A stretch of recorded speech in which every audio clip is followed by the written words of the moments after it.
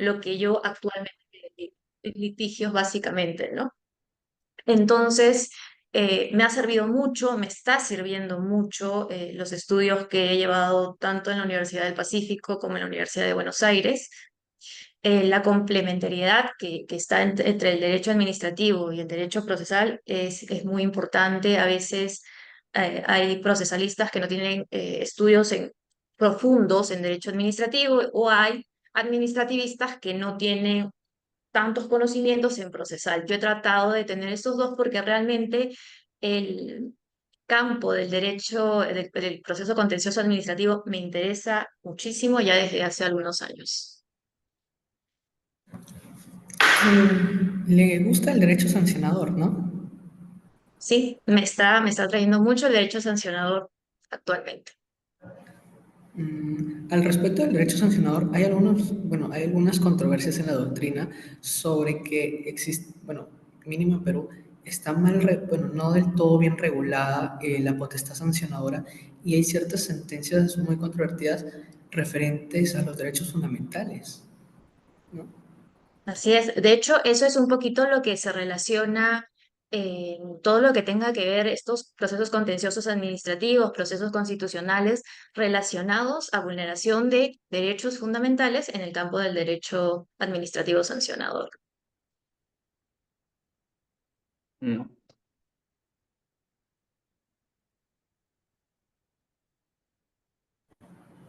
Y a usted, doctor Michael, ¿Qué tal? Ante todo, muy buenas tardes. Espero que se encuentren muy bien. ¿Cómo están? No tengo cámara, lamentablemente. Justo le comenté a la doctora Félix que tengo un pequeño problema técnico. Pero igual, espero que me escuchen bien. sí, se le escucha perfectamente. Usted también quisiéramos que nos comente de dónde nace este cariño al derecho administrativo, qué rama le apasiona. Ah, claro.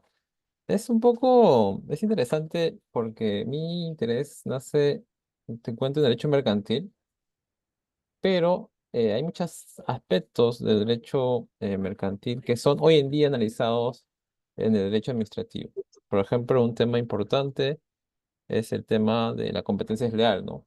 Que también, por ejemplo, es un tema que me fascina y estuve muchos años en esa materia participando en la Comisión de Fiscalización de la Competencia Desleal y, por ejemplo, es sancionador puro, ese es de ahí, ¿no? Sancionador puro que implica ciertamente evaluar las conductas infractoras de los agentes económicos y claro, este acercamiento desde el punto de vista sancionador me abrió las puertas al derecho administrativo y conocer todo lo que implica, ¿no? Porque, claro, ya posteriormente ahora estoy en la sala de eliminación de barreras del Indecopi, ya te amplía el campo a los servicios que brinda el Estado al ciudadano, ¿no? Y cómo es importante que estos se realicen de la mejor manera a efectos de justamente beneficiarlos y generar este contexto de Estado de Derecho adecuado en donde los administrados ciudadanos puedan ejercer sus derechos frente a un Estado que cuide de ellos, ¿no? Y claro, es un poco esta, este paso histórico en mi vida que me acerca al derecho administrativo y claro, le doy la importancia del caso, ¿no? Que ciertamente es una rama muy importante hoy en día, ¿no? Si analizamos con cuidado, por ejemplo, temas de libre competencia se ven en derecho administrativo, son procedimientos sancionadores, concursal también, eh, protección al consumidor también son procedimientos sancionadores. Entonces, el derecho administrativo ha cubrido muchos aspectos de lo que se veía ante los jueces, ¿no? Y ciertamente aspectos de dinamismo, justamente en la justicia, ¿no? Que tanto buscan los administrados. Sí, sí, es algo que fue calando, ¿no? Poco a poco. Ciertamente, yo tengo un profesor que dice que él no es muy fan del derecho administrativo, pero el derecho administrativo se ve en todos lados. Incluso a pesar de que pertenece a la rama mercantil, dice que ve mucho también derecho administrativo. Doctora Natalie, ya yéndonos un poquito más hacia el coloquio, aparece una pregunta fundamental respecto a los derechos fundamentales, valga la redundancia. Pues Se nos dice qué son los derechos fundamentales y por qué son importantes para en nuestra sociedad. Ya, a ver, ¿qué son los derechos fundamentales? Los derechos fundamentales son aquellas, podríamos definirlo como aquellas garantías esenciales que tienen todas las personas por el simple hecho de ser personas. Estos derechos se basan en la dignidad humana y son reconocidos tanto a nivel nacional como a nivel internacional. Tenemos el derecho a la vida, el derecho a la expresión, a la libertad de expresión, igualdad, no discriminación, tutela judicial efectiva, debido proceso, propiedad y muchos más. Ahora, si me preguntas, la pregunta básicamente fue, eh, ¿cuál es la importancia de estos derechos en la sociedad? Creo que la primera razón que, eh, por la que yo diría que los derechos fundamentales son importantes es precisamente por la protección de la dignidad humana. Los derechos fundamentales garantizan el respeto y la protección de la dignidad de cada persona, estableciendo un estándar mínimo de trato que debe ser garantizado. El segundo sería para permitir el progreso de la sociedad en su conjunto, permitiendo que puedan las personas desarrollarse de manera plena en diversos aspectos de su vida, por ejemplo, teniendo acceso a la educación, salud y otros. Otro motivo por el cual los derechos fundamentales son importantes para la sociedad sería para lograr la cohesión social y la estabilidad. Al tener garantías mínimas de trato, no se van a eliminar, pero sí se van a atenuar, reducir las tensiones sociales. Y esto va a fomentar una cohesión social. Es decir, garantizar los derechos fundamentales va a contribuir en tener una sociedad más pacífica. Otros motivos por los cuales los derechos fundamentales son importantes es porque fomenta la democracia a través de la participación ciudadana, por ejemplo, y también sirve para controlar el poder. Cuando decimos controlar el poder, queremos decir que los derechos fundamentales actúan como un límite al ejercicio del poder del Estado. Límite porque impide abusos y protege a los ciudadanos de las posibles violaciones a sus derechos. Podríamos decir que los derechos fundamentales son el pilar de cualquier sociedad democrática. Su reconocimiento y protección son esenciales no solo para la defensa de la dignidad individual, sino también para el bienestar colectivo y el desarrollo de una sociedad. Sí, estoy totalmente de acuerdo con esa respuesta. Bueno, en esa misma línea, considerando las circunstancias actuales, ¿no? Donde hemos sufrido esto del paro de transportistas y donde entendemos lo importante que es mantener el bienestar social a partir de los derechos fundamentales, quisiera hacer la siguiente pregunta, ¿no? ¿Cómo están relacionados los derechos fundamentales con el buen funcionamiento de la administración pública?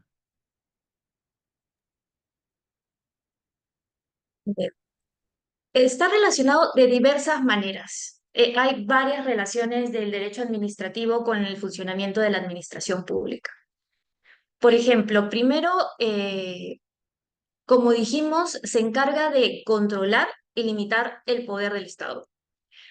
Los derechos fundamentales sirven como un límite al poder del Estado, que es lo que hemos señalado, y esto es crucial porque la administración pública, a través de sus funcionarios y organismos, siempre debe actuar con respeto a lo que establece el marco legal y constitucional que protege los derechos de los ciudadanos. Esto implica, como dijimos, que se respete el principio de legalidad.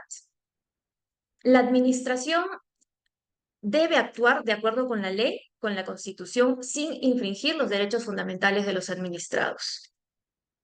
Hay que tener en cuenta que que toda decisión, toda actuación de la administración puede ser cuestionada en principio ante el órgano jurisdiccional si se considera que viola derechos fundamentales.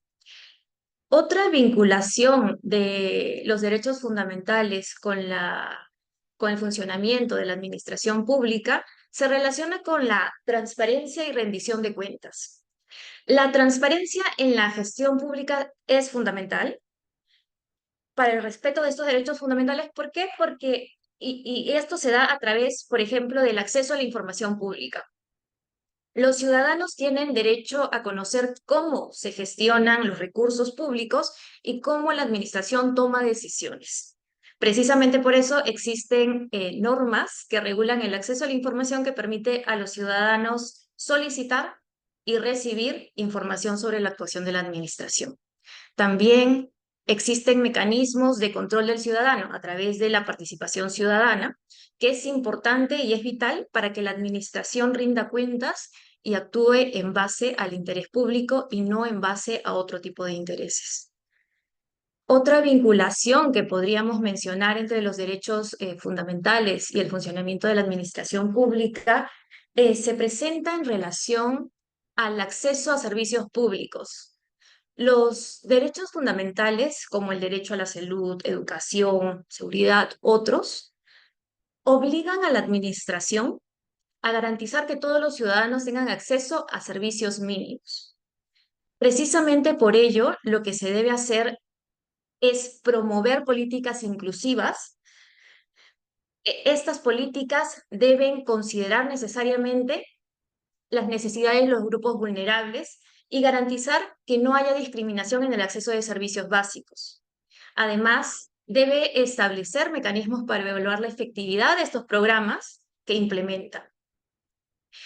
El fomento de los derechos fundamentales en el contexto de la administración pública es un aspecto esencial para asegurar que estos derechos no solo se respeten, sino también se promuevan, y que tiene que ser una promoción activa. Hay que tener en cuenta que el fomento de estos derechos es un proceso continuo que requiere la colaboración de diversos actores, la implementación de políticas inclusivas, como hemos mencionado, y un compromiso genuino por parte de los órganos de las entidades estatales y también de los funcionarios. De esta manera, se va a lograr un entorno donde los derechos fundamentales se respeten y se promuevan de manera activa. Esto va a fomentar, va a fortalecer la democracia en nuestra sociedad y, a su vez, la calidad de vida de los ciudadanos. Una relación más que quisiera mencionar entre los derechos fundamentales y el funcionamiento de la administración pública es la que se advierte de la relación con la normativa internacional. La actuación de la administración pública también debe alinearse a los estándares internacionales de los derechos humanos, como lo establecidos por los tratados, las convenciones. Esto implica necesariamente que se asegure que la legislación y las políticas nacionales sean compatibles con los tratados internacionales. También implica una colaboración con los organismos internacionales. Para ir cerrando, los derechos fundamentales son la base sobre la que debe operar siempre la administración pública. No solo estos derechos van a limitar el poder estatal y proteger a los ciudadanos, que es una función muy importante, sino que también van a guiar la formulación de las políticas públicas para promover el desarrollo de estos derechos fundamentales. Ha sido un gusto para mí poder ser parte de este conversatorio, aunque mi participación haya sido muy breve. Los dejo ahora con Michael Luyo Castañeda, que es un experto en Derecho Administrativo Económico y que les va a compartir un poco más de su experiencia. Me despido. Muchas gracias. Muchas Les gracias. Saludos. agradecemos su presencia, doctora. Doctor Michael, la doctora Natalie ya nos iba adentrando un poco sobre la importancia de estos derechos fundamentales y cómo van influyendo en las instituciones, cómo van señalando, van moviéndose a través de los servicios. Pero ¿nos podría usted señalar o profundizar más en el tema de qué sucede cuando una institución pública no respeta los derechos fundamentales de los ciudadanos? Sí, interesante pregunta, gracias. ¿Se me escucha bien? Sí, Sí, lo sí. escucharía. Perfecto, perfecto. Ok, entonces, claro, como se ha comentado muy bien por parte de la doctora Feritz, en efecto, derechos fundamentales son estos conjuntos de garantías individuales, inviolables, que posee cada ser humano, por el hecho de ser justamente humano, ¿no? La dignidad humana como eje central y fundamental para el ejercicio de tales derechos.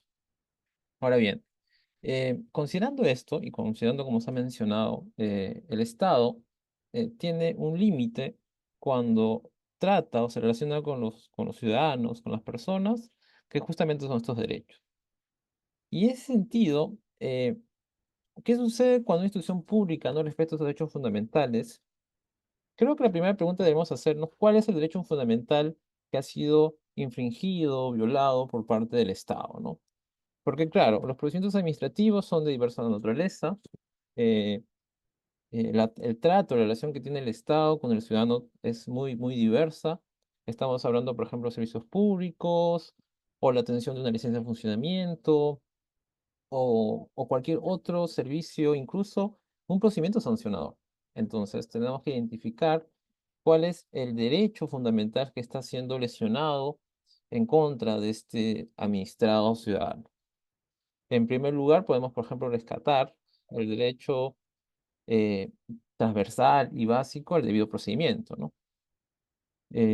Nosotros como ciudadanos podemos, en primer lugar, ante esta posible infracción a un derecho fundamental, hacerle recordar al Estado que todos tenemos derechos fundamentales al debido procedimiento, que implica que el Estado, en un procedimiento administrativo, por ejemplo, debe buscar garantizar el ejercicio del derecho de defensa por parte de todos.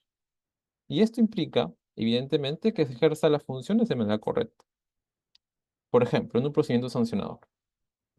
En un procedimiento sancionador, evidentemente, existe el debido procedimiento, y aquí el Estado debe cumplir con todas las prerrogativas propias de lo que debe hacer en un procedimiento sancionador. Por ejemplo, emitir un informe de instrucción, por ejemplo, ¿no? Si el Estado no emite este informe de instrucción a través del órgano instructor, esto tiene un vicio y podría ser subsanado en un primer contexto cuando estamos en entidades públicas de dos instancias por parte de una segunda instancia administrativa.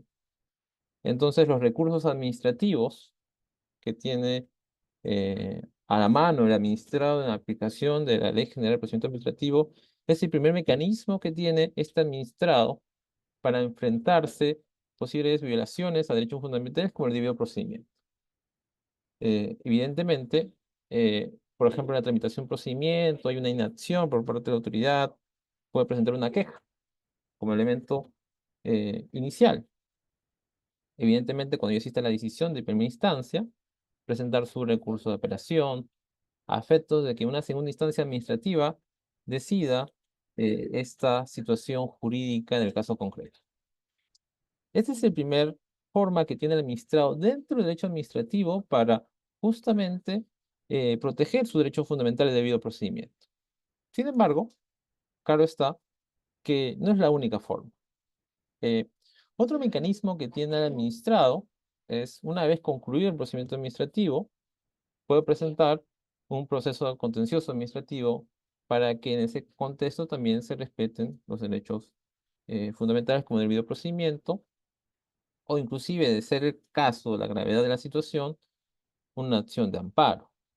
Eh, pero hoy en día, por ejemplo, justamente como lo comentaron, existe un mecanismo adicional dentro del propio Estado, el sistema de eliminación de barreras burocráticas. El sistema de eliminación de barreras burocráticas es un sistema que se activa a efectos de proteger otro derecho fundamental que es la iniciativa privada, la libertad de empresa. Entonces, en un contexto en donde se infringe la libertad de empresa como derecho fundamental, es posible, en determinados escenarios, recurrir a las vías reguladas en el decreto legislativo 1256, la ley de eliminación de barreras burocráticas, para que el propio Estado, a través de la administración pública, solucione esta situación que está afectando un derecho fundamental, en particular el de justamente el ejercicio libre de la empresa, para que esto sea corregido dentro de este mecanismo. Entonces, el ciudadano hoy en día tiene diversos mecanismos. El reto es elegir aquel que resulte más eficaz para efectos del ejercicio adecuado de sus derechos, porque a veces dan situaciones, que hoy en día se dan bastante, que el administrado decide presentar quizás una denuncia por omisión de varias burocráticas, una acción de amparo o un ACA contra esa resolución que está siendo objeto de controversia. Claro, en ese tipo de contextos, de situaciones, la administración pública, por ejemplo, un procedimiento de inversión de barreras burocráticas, tiene que dar un paso al costado para que esto sea analizado y tramitado por el Poder Judicial, que es justamente que en el marco de la ley orgánica del Poder Judicial tiene estas competencias. eh, a efectos de justamente no tener decisiones contradictorias. Entonces, nosotros como ministerios debemos elegir aquella vía que resulte la idónea a fin de justamente encontrar una solución pronta a esta violación de un derecho fundamental que puede ser el procedimiento, a libertad de empresa, inclusive depende de escenarios, podemos estar hablando de otro tipo de derechos fundamentales como la vida, la seguridad, entre otros, ¿no? Entonces, existen estos mecanismos que tiene el administrado, la persona humana, cuando el Estado no respeta sus derechos fundamentales. Sí, me parece una respuesta interesante. Sobre esto, sobre el rol de la administración pública en la protección y promoción de los derechos fundamentales, queríamos queríamos saber, ¿no? El principio de legalidad que establece que la administración pública debe actuar estrictamente conforme a la ley, y más aún en procedimientos sancionadores, como usted mencionaba, eh, puede ocasionar muchas veces que la aplicación rígida de este principio puede enfrentarse a la promoción de los derechos fundamentales, ¿no? ¿Qué limitaciones impone el principio de legalidad en este contexto? ¿Es posible adaptar y armonizar estas limitaciones mediante la aplicación de principios como la razonabilidad, el informalismo, la presunción de veracidad, que otorgan a la administración un margen de discrecionalidad suficiente como para proteger los derechos de los administrados? ¿Cuáles serían sus opiniones respecto a esta situación? Interesante, interesante. Claro, debemos recordar que existen diversos principios que rigen la actividad de la administración pública, como se ha mencionado, el principio de simplicidad, el principio de racionalidad.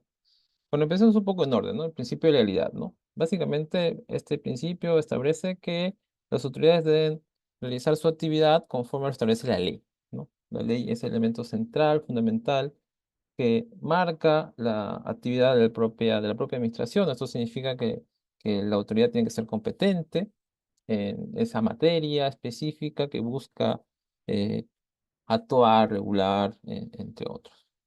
Implica también que cumpla formalidades para realizar sus actuaciones, ¿no? Por ejemplo, muchas veces lo que se da hoy en día es que se exige el cumplimiento de una norma que no está bien publicada, que no está correctamente difundida, de los mecanismos respectivos que tiene el Estado, como la publicación, por ejemplo, ¿no? Eh, o incluso las propias autoridades contravienen las leyes, ¿no? Existen normativas que establecen ciertas regulaciones específicas a través de leyes, como por ejemplo el sistema de simplificación administrativa que exige, por ejemplo, que no presente mi documento original, simplemente de mi número de DNI, pero a pesar de eso las administraciones me piden este documento, que rompe ciertamente otras leyes que buscan la simplificación administrativa o me piden documentos que están prohibidos de solicitar, por ejemplo, ¿no? Como ejemplos sencillos, que evidentemente quiebran la normativa vigente. Entonces, en un contexto de Estado de Derecho, las entidades públicas son los primeros llamados a cumplir con el principio de legalidad. De no hacerlo, ciertamente estarían afectando los derechos fundamentales, como el libre procedimiento de los administrados. ¿Qué sucede en el marco de un procedimiento sancionador? En el marco de un procedimiento sancionador, igualmente la administración pública debe cumplir con los estándares que pide y exige la normativa. Por ejemplo, imputar cargos, notificar este documento al administrado, investigado para efectos de ejercicio de su derecho de defensa, que exista un órgano de instrucción, el cual va a emitir un informe de instrucción para que sea, en función de este informe, analizar la conducta y, de ser el caso, la autoridad de decisión, sancionar esta situación jurídica que contravenga las normas. Pero finalmente, este principio de legalidad también en el procedimiento sancionador implica que, por ejemplo, no se quiebren otros principios, por ejemplo, el no reforma en peor, ¿no? Porque hay situaciones que, por ejemplo, se dan en donde la administración pública impone una medida correctiva y en segunda instancia se amplía la medida correctiva o se amplía la sanción. De hecho, según la propia regulación de la LEPAJ, existe una limitación para eh, ampliar las sanciones. Es decir, por ejemplo, si me sancionan con 2 UITs, si apelo la sanción, no se me podría imponer una sanción mayor en segunda instancia. Sin embargo, la no reforma empeora abarca otros aspectos. Es cualquier empeoramiento de la situación jurídica del apelante. Entonces, incluso las medidas correctivas, desde nuestro punto de vista, no podrían ser modificadas por parte de la autoridad en segunda instancia, incluso los hechos objeto de investigación. Porque cualquier modificación que afecte el derecho de defensa como derecho fundamental, elemento eje de un Estado de Derecho, ciertamente tienen que ser limitados. Entonces, eh, ¿es posible armonizar estas limitaciones mediante el principio de razonabilidad, informalismo, presunción de veracidad? Me parece que sí. De hecho, las autoridades administrativas son los llamados a cumplir con los principios, ¿no? El principio de verdad material, el principio de simplicidad, el principio de veracidad, tienen que marchar de la mano y analizarse de manera conjunta dependiendo del caso, porque finalmente se está buscando eh, tener resoluciones y decisiones correctas y se debe aplicar el principio de eficacia, ¿no? Simplicidad. Entonces se va a analizar dependiendo del caso, ¿no? No todos los casos van a ser los mismos. No es lo mismo un procedimiento sancionador que un procedimiento de obtención de un título habilitante. Se van a tener que ponderar estos principios en función de cada caso a fin de lograr justamente lo que se busca a través de una administración pública correcta, ¿no? Que es el servicio al ciudadano. Eh, y bueno, básicamente esos son los aspectos que me parecen que deben resaltarse. Y siempre, claro, de la mano con la seguridad jurídica, el principio de predictibilidad y confianza legítima que se debe dar a los ciudadanos, los administrados en general, a fin de que se evitan decisiones arbitrarias, descolocadas, que cambien las reglas de juego de manera incorrecta, ¿no? Entonces, de buscar una correcta aplicación de estos elementos que rigen un procedimiento administrativo para que justamente den una garantía a fin de lograr justamente lo que queremos todos nosotros peruanos, ¿no? Un Estado de Derecho, un Estado responsable, un Estado que genere confianza en las instituciones, un Estado transparente, ¿no? En donde se prime la prestación de servicios, se limite una acción arbitraria y se proteja principalmente los derechos. Muy interesante, doctor. Pero respecto a evitar la arbitrariedad y buscar una confianza legítima, entiendo que la administración pública en ciertos momentos, bueno, en su regulación acerca de la privacidad y protección de datos personales, quisiera ver si nos podría hablar más sobre qué garantías concretas ofrece el marco normativo peruano, en particular la ley número 29733, la ley de protección de datos personales y su reglamento, el decreto supremo 3/2013 IUS, para la protección de los datos personales del administrado en sus relaciones con la administración pública. Esto en virtud del rápido avance tecnológico y el aumento de la digitalización de los servicios públicos. ¿Consideraría usted que estas garantías son suficientes para proteger los derechos administrativos, los derechos de los administrados, diga? ¿O cree que se requieren nuevas medidas o enfoques más robustos para fortalecer la seguridad y privacidad de los datos personales en este contexto?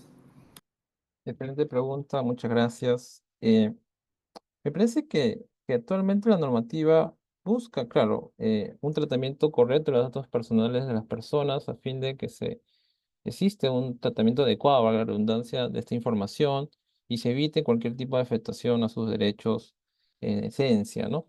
Sin embargo, me parece que hoy en día estamos en una situación totalmente distinta a las lógicas eh, que originaron ciertas normativas, especialmente por el cambio, como se ha mencionado, el cambio tecnológico, el uso de la inteligencia artificial, el uso de blockchain, de otras formas de tecnología que evidentemente superan las habilidades eh, rudimentarias de un Estado como el peruano, deben ser analizadas y deben ser tratadas de manera correcta. Por ejemplo, en otras legislaciones, eh, se busca regular de manera correcta el tema vinculado con el uso de la inteligencia artificial y el uso de datos personales de las personas.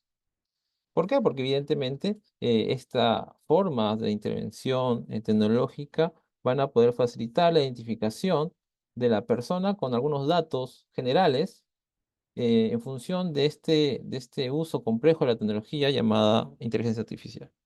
Entonces, lo que debe hacer el Estado peruano es justamente encontrar los puntos débiles dentro de sus administraciones.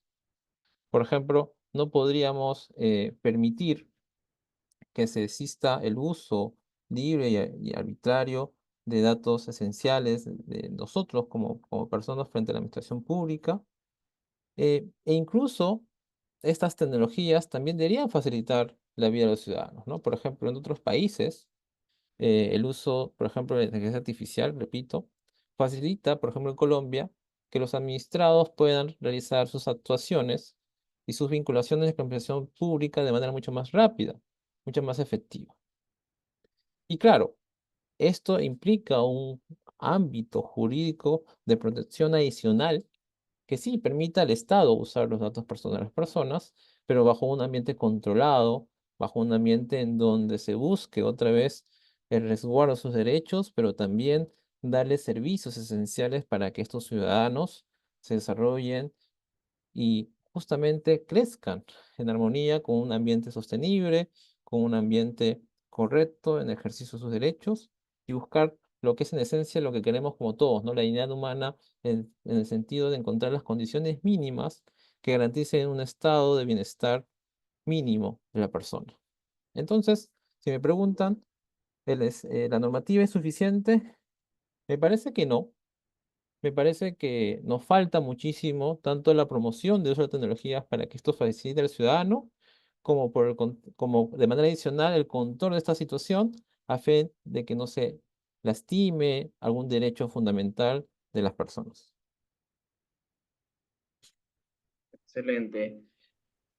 Por otra parte, yendo por temas de información, temas de datos, yo quiero preguntar acerca de el gran proceso o el célebre proceso de acceso a la información pública, ¿no? Un proceso que es usado muchas veces cuando nosotros nos enfrentamos ante las entidades. Eh, Quisiera preguntar, ¿cuál es el valor instrumental que tiene el mecanismo de acceso a la información pública en referencia con el desarrollo e implementación de otros derechos? ¿Y cuáles serían los límites o criterios para considerar que una información es pública o que pertenece al ámbito privado o datos sensibles, ¿no? Esa sería mi pregunta. Interesante pregunta otra vez. Están llenos de preguntas muy interesantes el día de hoy. Eh, Muchas ok. Bueno, en principio el acceso a la información pública es un derecho fundamental de todos nosotros. Necesitamos tener acceso a la información del Estado, la forma como brinda sus servicios públicos a la ciudadanía, cómo ejercita la función pública, cómo tramita los procedimientos. Nosotros como ciudadanos debemos acceder a ella de manera amplia y de manera correcta. De hecho, en línea con lo comentado, por ejemplo, en Colombia existe, como repito, el uso de la inteligencia artificial como mecanismo que facilita la vida del ciudadano y le da, por ejemplo, ciertos derechos, ciertos aspectos vinculados eh, a justamente el ejercicio de estos aspectos de como ciudadanos, ¿no? Con su relación con el Estado colombiano, ¿no? Y, por ejemplo, ahí, desde el punto de vista de uso de la información, se busca transparentar los algoritmos que tiene el Estado colombiano para que los ciudadanos, de cierto modo, a nivel mínimo, sepan cuáles son los elementos que han sido considerados por este gobierno a fin de otorgarles ciertos derechos o no, ¿no? Entonces, el acceso a la información es un derecho fundamental y muy relevante. En esa línea, considerando que justamente existe esta publicidad de información pública en beneficio de los ciudadanos, existe una normativa, ¿no? La normativa de acceso a la información pública, que establece plazos para que la administración brinde estos derechos, brinde esta información, para ser más exacto, a los ciudadanos. Eh, sin embargo, sin embargo, ningún derecho absoluto eh, y claro, existen limitaciones. Limitaciones propias a, a la naturaleza de la información que estamos buscando acceder. Por ejemplo, en un procedimiento, repito, sancionador, supongamos, ¿no? Se le pide información sensible a una empresa sobre sus ingresos económicos. eh, y luego un ciudadano busca esta información o una empresa competidora, ¿no? Esta información sensible, por su carácter relevante en el ámbito eh, de un contexto de competencia, puede ser negada por la autoridad porque justamente afecta a derechos de terceros. Entonces, este elemento, afectar derechos de terceros, es un elemento fundamental que se debe tener en cuenta para otorgar cierta información. Entonces, cuando hablamos de información sensible de las personas, ciertamente no se debe dar la información que justamente afecte el derecho de privacidad que pueda tener cualquier persona en su ámbito personal, privado. Asimismo, existen limitaciones complementarias, por ejemplo, cuando se trata de información que se vincule con la seguridad eh, del propio Estado, ¿no? O información bancaria, financiera de las personas, eh, que su acceso por parte de terceros podría ciertamente afectar sus derechos fundamentales. Entonces, el elemento central para identificar un dato sensible es justamente si afecta o no a un tercero. Y el tercero puede ser el propio Estado, con su relación con los ciudadanos, por ejemplo, cuando hablamos de seguridad nacional, en donde no se debe proporcionar información detallada eh, de ese aspecto cuando se trata de una información actual. Evidentemente, si hablamos de un punto de vista histórico, aquella información vinculada con eh, que en algún momento, supongamos, se trata de seguridad nacional, pero eso fue hace quizás 10 años, tendría que ponderarse para determinar si esa situación de posible afectación al interés público se mantiene, para dar esta información a las personas.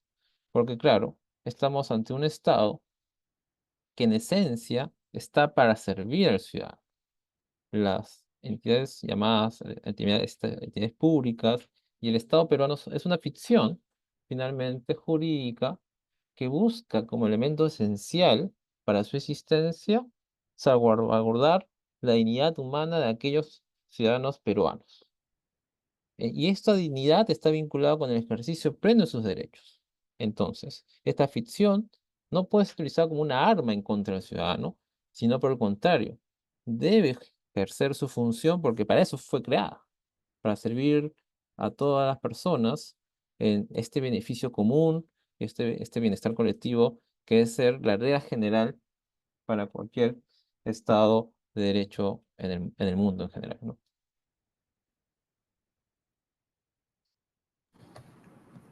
Eh, Doctor, al respecto hay bueno, existe algunas preguntas por parte de nuestros invitados, bueno, específicamente por Florian Chinchay Manuel, quien quería plantearle una consulta.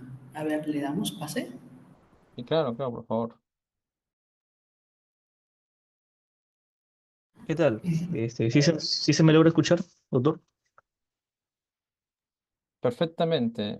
Ok, doctor. Mire, para plantearle una cuestión de relevancia jurídica y con un caso práctico, en el ámbito de las prácticas que estoy desarrollando, ha llegado un caso al estudio, el cual se me ha sido delegado y por lo cual yo estoy planteando una denuncia a la de barrera burocrática. La cuestión y el caso es simple. Eh, el- hay un centro, una clínica que no tiene el giro como clínica en la municipalidad de Surquillo. Sin embargo, quieren hacer el cambio de giro, giro a clínica traumatológica. Sin embargo, tienen licencia para consultorio médico. En el ámbito de requisitos formal, su salud, banco de sangres, todo está check. Sin embargo, hay una barrera en el caso de la municipalidad, ya que ellos inicialmente comenzaron como consultorio, pero ahorita se quieren ampliar a clínica. Debido a eso, es que su salud les pide como requisitos que tengan la denominación como giro, como clínica. Sin embargo, al hacer una consulta a la Municipalidad de Surquillo, esta ha referido mediante una carta que en el caso que se plantee el cambio de giro a clínica traumatológica, se estaría rechazando y declararía improcedente. ¿Por qué? Señalan de que la zonificación, o sea, para otorgarle el tema de la licencia, siempre se ve el tema de la zonificación y las condiciones de seguridad. No, no entra en dilación la condición, sino respecto a la zonificación. Y dice que revisando el plano de zonificación, señala una residencia de densidad baja, cuando en la realidad sería una residencia sería media o alta, sin embargo, en la realidad. Sin embargo, debido a que no se ha realizado el cambio de zonificación, aún esa zona está como residencia de densidad baja. Entonces, esto genera un tema de que no pueden seguir con el tema de la ampliación, ya que se estaría restringiendo lo que es el tema de la libertad de empresa. No sé si me puede dar unos alcances, si estaría bien planteada este tema de esta denuncia. Interesante caso. ¿Me permiten Ujú. compartir para mostrar una pequeña PPT rápida a efectos de seguir conversando? A ver, los administradores. Para un poco dar el contexto de lo que se está planteando el día de hoy, que es muy interesante. Que obviamente no voy a dar una respuesta, pero sí voy a dar un poco las pautas generales de cómo se analizan este tipo de casos. Perfecto, gracias. Ok, entonces, como se ha planteado, se ha conversado, un sistema de eliminación de barreras burocráticas básicamente busca eliminar una barrera burocrática, ¿no? Acá tengo unas PPT que le voy a dar una oportunidad. Y bueno, ¿qué es una barrera burocrática? Una barrera burocrática en términos amplios es cualquier exigencia, requisito, limitación, cobro, provisión. Impone una entidad de la administración pública en contra de los administrados o agentes económicos que puedan afectar a los agentes económicos, por ejemplo, en su acceso y permanencia en los mercados, y a los ciudadanos en la simplificación administrativa, ¿no? Que evidente es una regla general que debe regir en cualquier estado de derecho. eh, Dar facilidad al ciudadano, simplificar la vida ante el ejercicio de sus derechos en el ámbito administrativo. Ahora bien, también existen lo que se llaman las omisiones, ¿no? O sea, normalmente, esto fue introducido hace poco tiempo, es considerar estas omisiones, inacciones o cualquier inactividad de la administración pública que sean indispensables para el ejercicio justamente de esas actividades económicas o la ejecución de un procedimiento administrativo y no existe una solución alternativa por medio de régimen de silencio administrativos u otros. Ok. El caso planteado se menciona ciertas situaciones. Entonces, lo que tiene que evaluarse, en principio, ¿en qué situación estamos evaluando? En un primer momento se presentó un documento, una carta, en donde se le dijo, te pido tales documentos, ¿ok? Entonces es una verdad tradicional, un requisito quizás.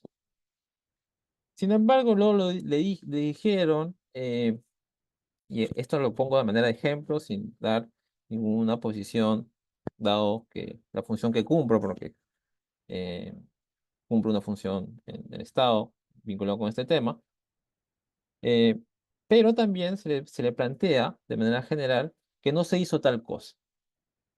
Se omitió hacer tal situación o una inacción, una inactividad para hacer quizás un cambio, una modificación respecto a tal lugar. ¿Ok? Entonces, quizás esa omisión, no lo sé, eso tendría que evaluarse en el caso concreto, la autoridad competente tiene que evaluarlo. Quizás esta situación, de esta ausencia de acciones por parte de la autoridad competente, puede generar una barrera burocrática conforme a la actual regulación, porque evidentemente pueden reflejar que esta omisión justamente está vinculado al ejercicio de una actividad económica y lamentablemente la administración pública, al no realizar esta acción, esta conducta positiva, al omitir hacerlo, justamente está restringiendo eh, la capacidad del agente económico para acceder o permanecer en el mercado. Entonces tendríamos que evaluar qué situación en concreto estamos. Claro, entonces van a existir acciones positivas por parte del Estado que afecten los derechos de libertad de empresa, como se ha mencionado, como derecho fundamental, o también incluso acciones negativas, omisiones, y tendría que evaluarse en el caso concreto cuál es la situación concreta que se está dando, ¿no? A fin de que la autoridad evalúe si es correcto o no. ¿Y cómo evalúa la autoridad? Entonces, supongamos que pase este filtro. Puede ser una barrera burocrática esta omisión. Se debe determinar si ha sido legal. Esto implica que la autoridad es competente, implica que cumplió las formalidades, implica que que cumplió, no infringió alguna otra ley, alguna otra normativa, eh, e incluso se puede analizar un poco más allá, la racionalidad de la medida. La racionalidad de la medida implica, por ejemplo, de que la medida sea idónea, que exista un problema público en primer lugar, que exista un interés público y que la medida esté vinculada con ese problema que se busca solucionarse. Y de manera complementaria, en caso que exista una medida posiblemente idónea, se analicen tanto los costos como los beneficios y en esta ponderación se determine que los beneficios son mayores a los costos. Y asimismo, que no existe otra medida pública menos gravosa. Es un análisis de racionalidad que también lo hace el Tribunal Constitucional de su manera, los procesos de acción de amparo, por ejemplo. Y ahí guardan otra vez ciertas coincidencias con sus diferencias, evidentemente, para la tutela de derechos fundamentales como el que se ha mencionado, ¿no? Como es el derecho a la libertad de empresa. No puedo andar un poco más en el caso, no puedo dar una respuesta absoluta, espero que me entiendas, estimado doctor Florian, pero más o menos esa es la lógica de un procedimiento de barreras a fin de justamente resguardar los derechos de la libertad empresarial y la simplificación administrativa de los administrados. Muy amable, doctor. Muy concisa la respuesta. Muchas gracias por esos alcances. No, no hay por qué, por favor, estoy a su servicio. ¿Qué otra pregunta me parece? Sí, doctor, que yo quisiera hacer una pregunta a título personal. Bueno, cuando vemos estos temas de barreras burocráticas, la sala también hace lo que es un análisis de razonabilidad, en Ajá. donde se habla justamente esto de problemas públicos, de intereses públicos. Eh, Quisiera saber cuál es la relación que existe, porque actualmente existe el Manual de Análisis de Impacto Regulatorio.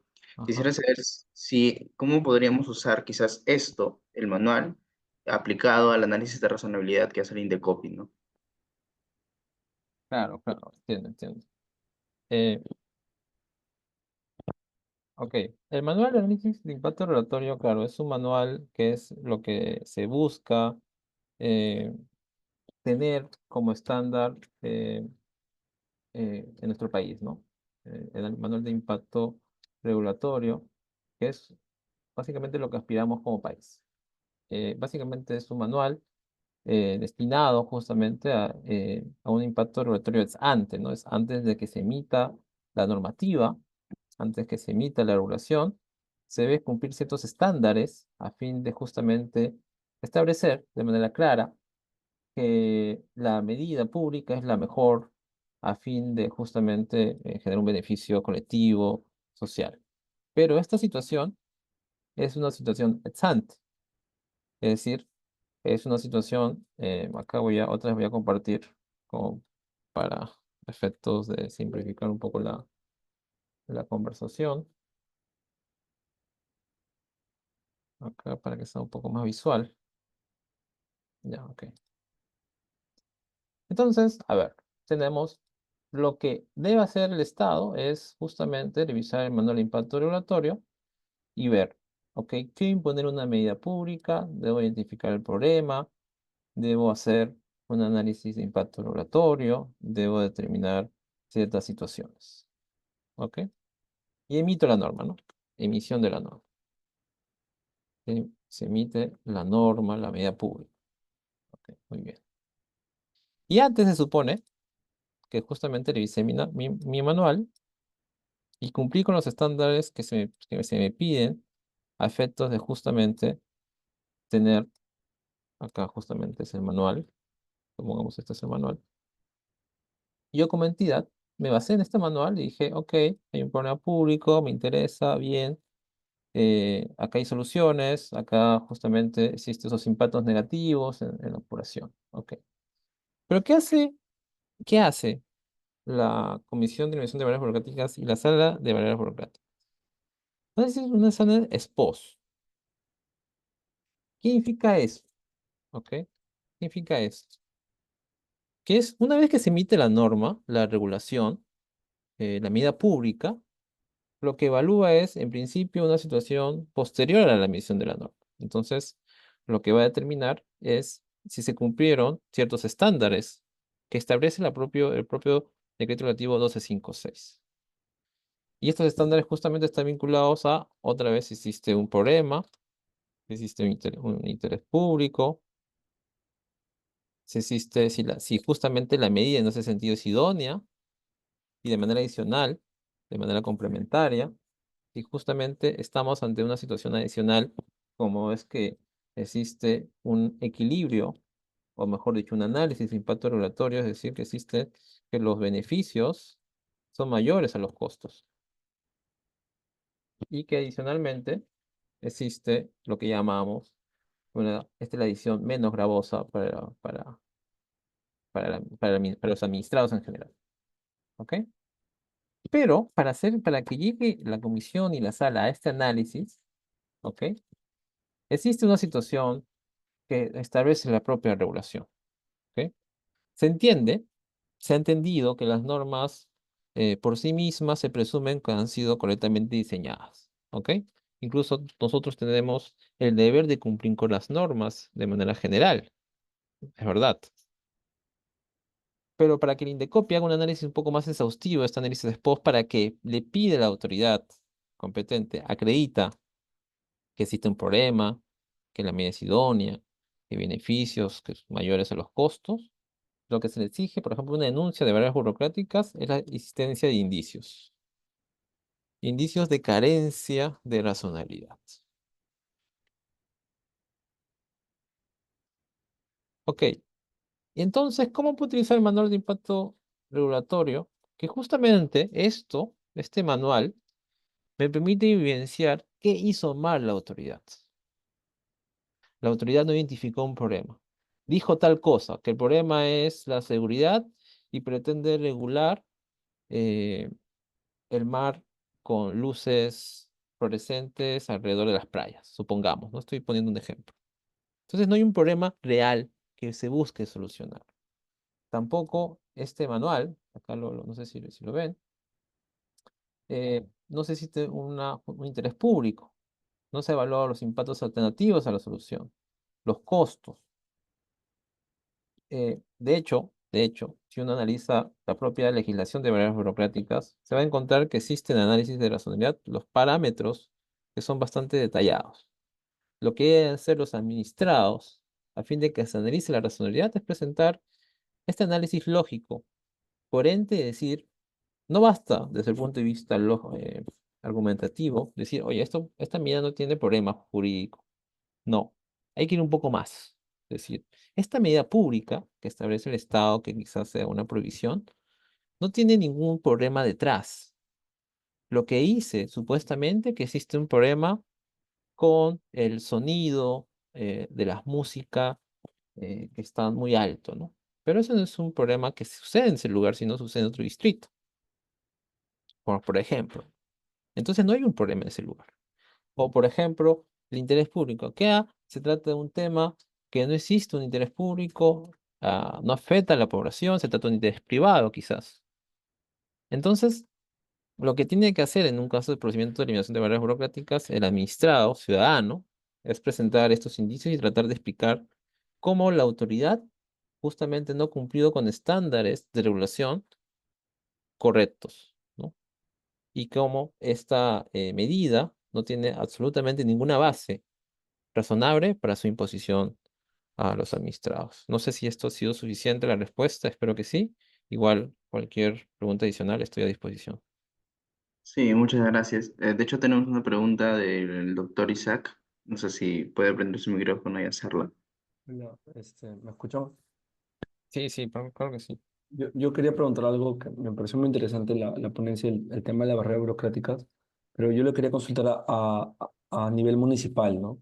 Siempre escuchamos por noticias, creo que tal municipalidad se declara barrera burocrática, ¿no? Pero yo quería preguntar el tema de hasta qué punto la autonomía municipal y la simplificación administrativa se correlacionan, ¿no? Yo entiendo que la sala de barreras tiene que lidiar con eso también, ¿no? verificar que los procedimientos administrativos, dentro de todo, cumplan con las exigencias mínimas, pero al mismo tiempo también respetar la autonomía de las municipalidades. Claro, claro. De hecho, está en línea, gracias por la pregunta, con lo que es el principio de realidad. Lo que hace la comisión y la sala es cumplir con el principio de realidad porque la ley les ha impuesto el deber para justamente analizar barreras burocráticas, sean impuestas por una entidad llamada ministerio o por una municipalidad. ¿Ok? Entonces es su deber, su obligación pública de esta comisión y esta sala del INDECOPI cumplir con esta ley, porque evidentemente es el marco del principio de realidad.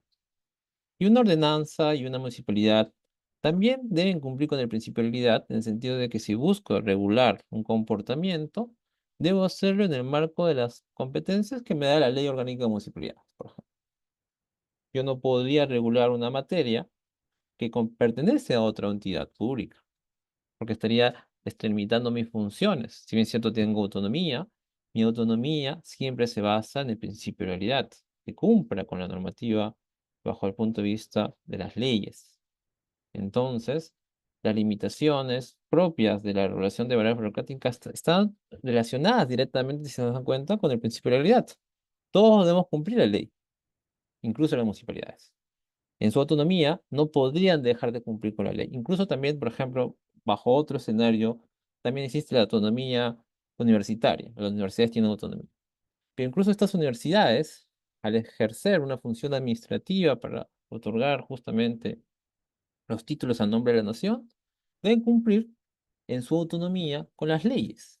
Entonces, en un Estado de Derecho, todos debemos cumplir con las normativas, con las leyes, con la Constitución, que es lo que debemos hacer para justamente tener un Estado coherente, un Estado de Derecho que busque siempre el bienestar de sus ciudadanos.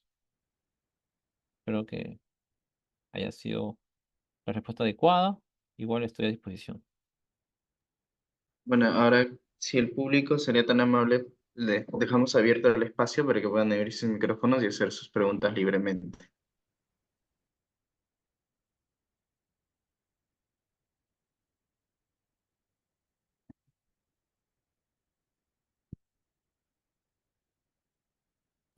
Hay una pregunta en el chat de Fiorella Annalise Saldaña Castro, que señala que en octubre del 2023, la ley de clausura que modifica la ley de licencias estableciendo supuestos para clausura y que la clausura se mantiene hasta que subsanen los que la originaron las mismas.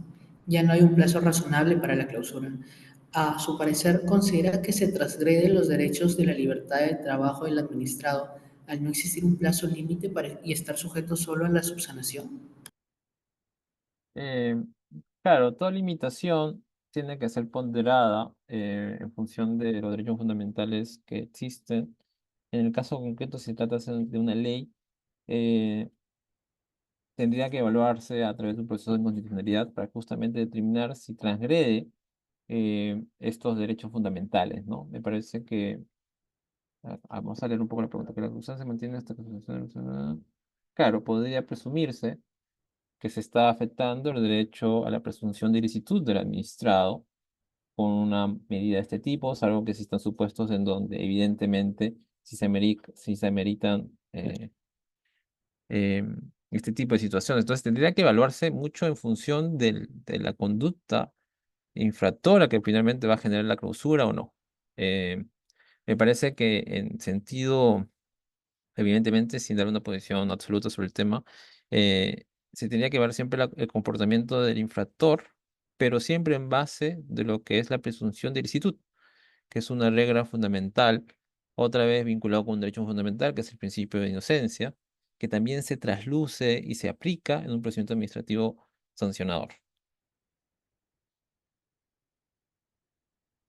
Ujú.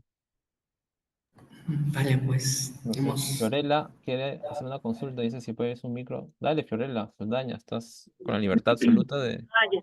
Buenas noches, buenas noches. Lo que pasa es que a raíz de la ley de clausura que salió en el 23 de octubre, se han detectado, se han establecido supuestos de clausura, ¿no? Que ya a partir de dicha fecha están, o sea, prácticamente las medidas de clausura no están sujetas a un procedimiento administrativo sancionador, sino pueden imponer independientemente del es como le digo, a partir de octubre la ley te dice, si tú sancionas y clausuras por estos supuestos, inicias un procedimiento sancionador y clausuras a la vez por estos supuestos, ¿no? Estás incumpliendo con lo que te establece la ley, porque ahorita solamente puedes aplicar la clausura, más no iniciar un procedimiento sancionador. Y mientras no subsanes esta clausura, tú no puedes, la clausura es indefinida, ¿no? O sea, no es como antes que te establece un plazo. La ley eso es lo que te pone. Entonces la pregunta iba si en este caso la clausura, la municipalidad, por ejemplo, he visto casos, ¿no? Que los mantiene. ¿Por qué? Porque la ley dice, si no subsanas, pues la clausura continúa impuesta. Entonces esa es la pregunta, si esto es razonable o Eh, no a raíz de esta nueva ley. eh, bueno, la ley, considerando el principio de legalidad, está para aplicarse, cumplirse, hasta que exista un órgano jurisdiccional, como por ejemplo, acá tienes dos opciones, ¿no? La primera opción, un proceso de inconstitucionalidad, para justamente determinar en este proceso eh, cuál derecho fundamental está siendo transgredido y, en el caso, declararlo inconstitucional, justamente porque está afectando el derecho de defensa, el derecho de libre procedimiento, la presunción de inocencia, se está afectando la libertad de empresa como derechos fundamentales. Y eso tiene que plantearse a través de la autoridad competente porque es un proceso de inconstitucionalidad. Sin embargo, también tenemos la vía de amparo, ¿no? El proceso de amparo que podría justamente inaplicar esta ley justamente por transgredir a través de estos derechos fundamentales. Entonces, la solución, ¿cuál sería? Presentar una opción de amparo justamente para que se evalúe si esta ley está transgrediendo de cierta manera estos derechos fundamentales. Mientras tanto, mientras no exista una decisión de la autoridad competente, tiene que cumplirse la normativa porque está en una norma con rango de ley. Incluso esto no puede ser evaluado por barreras burocráticas porque barreras burocráticas solamente alcanzan las decisiones de la administración pública, no bajo la facultad legislativa, ¿no? Analiza la función administrativa, más no la legislativa. Eso es lo que corresponde al foro judicial. Interesante pregunta, pero la autoridad competente tendría que evaluar en el caso concreto, en la atención al ejercicio de los derechos respectivos de las personas que están afectadas por estas posibles medidas, pero en tanto no exista una decisión de esa naturaleza, se debe cumplir con la ley. Bueno, si no hubiera más preguntas, ya hemos finalizado con la sesión del día de hoy. El tema es muy interesante, pero lamentablemente el tiempo es limitado. Invitamos al público presente a que se conecte a la próxima sesión. Tendremos con Eloy Espinosa Saldaña, ex miembro del Tribunal Constitucional. Muchas gracias y buenas noches. Muchas gracias. Cuídense. Un abrazo. Muchas gracias a todos.